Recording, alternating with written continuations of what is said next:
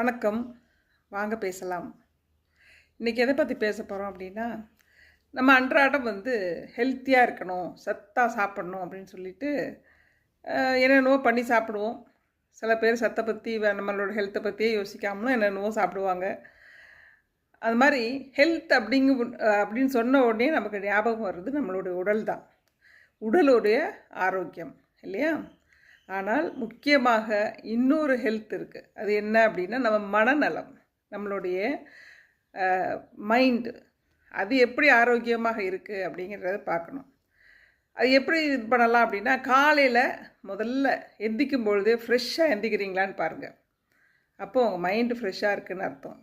உடல் மாத்திரம் ஃப்ரெஷ்ஷாக எந்திக்கிறது இல்லை, உங்கள் மைண்டும் ஃப்ரெஷ்ஷாக இருந்தால் தான் உங்களால் காலையில் ஒரு புத்துணர்ச்சியோடு எந்திக்க முடியும். இல்லைன்னா காலையில் எந்திக்கணுமா, ஐயோ இன்றைக்கி ஏண்டா வந்துச்சு அப்படின்னு சொல்லிட்டு ரொம்ப கஷ்டப்பட்டு பிரயத்தனப்பட்டு தான் எந்திப்பீங்க. அடுத்தது, எதை பார்த்தாலும் யாரை பார்த்தாலும் குறை சொல்லிக்கிட்டே இருக்கீங்களா? நீங்கள் ஹெல்த்தி மைண்டாக இல்லை. யாரை பார்த்தாலும் உங்களையே திட்டுற மாதிரி இருக்கா உங்களுக்கு?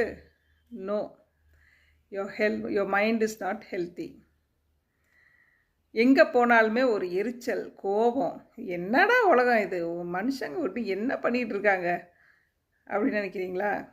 இன்னும் ஹெல்த்தி மைண்டே இல்லை.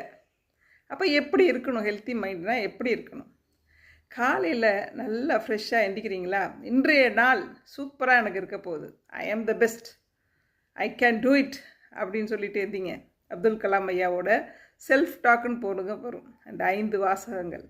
டெய்லி அதை சொல்லிட்டு எழுந்திச்சிங்கன்னா, இன்றைக்கி டுடே இஸ் மை டே அப்படின்னு சொல்லிட்டு எழுந்திப்பீங்க. இதுக்கெல்லாம் மனமாக இருக்கட்டும், உடலாக இருக்கட்டும், இந்த ஆரோக்கியத்திற்கு முதல் தேவை என்ன தெரியுமா? உங்களை நீங்கள் நேசிக்கிறது தான், செல்ஃப் லவ்.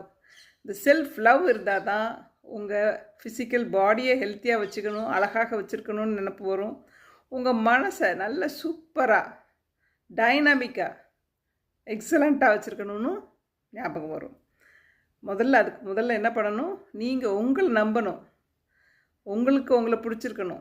கண்ணாடி முன்னாடி நிற்கும்போது சூப்பராக இருக்கப்பா நீ அப்படின்னு உங்களை பற்றி நீங்கள் சொல்கிறதுக்கு தயாராக இருக்கணும்.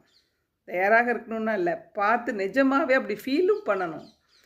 அதை நீங்கள் பண்ணிட்டீங்கன்னா உங்களுடைய ஆரோக்கியம் சூப்பராக இருக்குன்னு அர்த்தம். ஸோ இந்த முதல் படியான செல்ஃப் லவ், அது எப்படியெல்லாம் பண்ணலாம், உங்களுக்கு ஒரு மீ டைம் என்ன பண்ணலாம் அப்படிங்கிறத இன்னும் அடுத்தடுத்து வரக்கூடிய வீடியோஸில் பார்க்கலாம். அதுவரை நன்றி, வணக்கம்.